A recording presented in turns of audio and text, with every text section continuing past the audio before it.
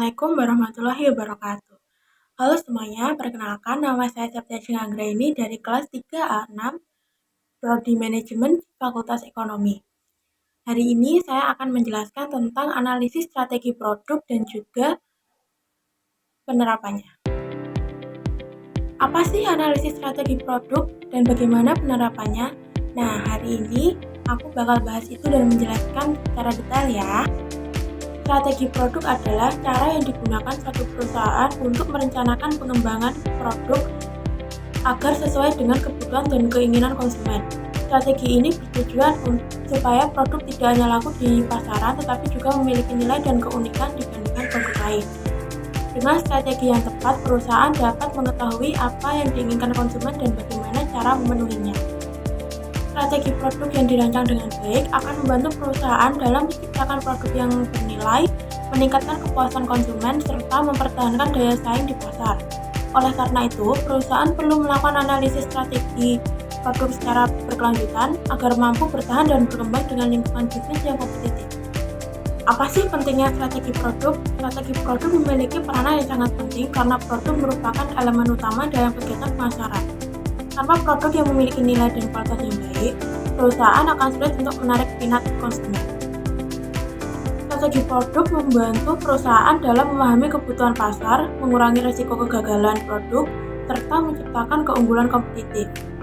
Menurut saya, strategi produk juga berfungsi sebagai pedoman bagi perusahaan dalam melakukan inovasi secara berkelanjutan.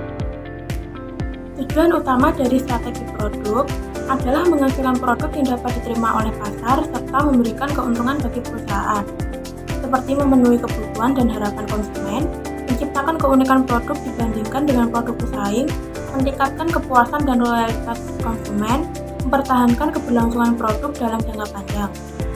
Dengan tujuan yang jelas, perusahaan dapat mengembangkan produk secara terarah dan terencana. Faktor-faktor yang perlu diperhatikan dalam produk. Yang pertama adalah kualitas produk. Kualitas produk merupakan faktor utama yang menentukan kepuasan konsumen. Produk dengan kualitas yang baik akan menimbulkan kepercayaan dan juga mendorong konsumen untuk melakukan pembelian ulang. Menurut saya, kualitas yang konsisten merupakan kunci dalam membangun citra produk yang positif. Yang kedua, tampilan dan fitur produk. Tampilan produk yang menarik dapat meningkatkan daya tarik konsumen, sedangkan fitur produk harus disesuaikan dengan kebutuhan dan fungsi yang diharapkan. Kombinasi antara tampilan dan fitur yang tepat akan memberikan nilai tambah bagi produk. Yang ketiga, merek produk. Merek merupakan identitas yang membedakan suatu produk dengan produk lainnya. Merek yang kuat dapat menciptakan persepsi positif dan meningkatkan kepercayaan konsumen. Oleh karena itu, pengelolaan merek menjadi bagian penting dalam strategi produksi. Yang terakhir adalah kemasan produk. Kemasan tidak hanya berfungsi sebagai pelindung produk, tetapi juga sebagai sarana komunikasi dan promosi. Kemasan yang informatif dan menarik dapat mempengaruhi keputusan pembelian konsumen. Selanjutnya adalah perjalanan produk di pasar. Setiap produk memiliki tahapan perjalanan di pasar yang dikenal sebagai siklus hidup produk. Tahapan tersebut meliputi tahap pengenalan, di mana produk mulai diperkenalkan kepada konsumen.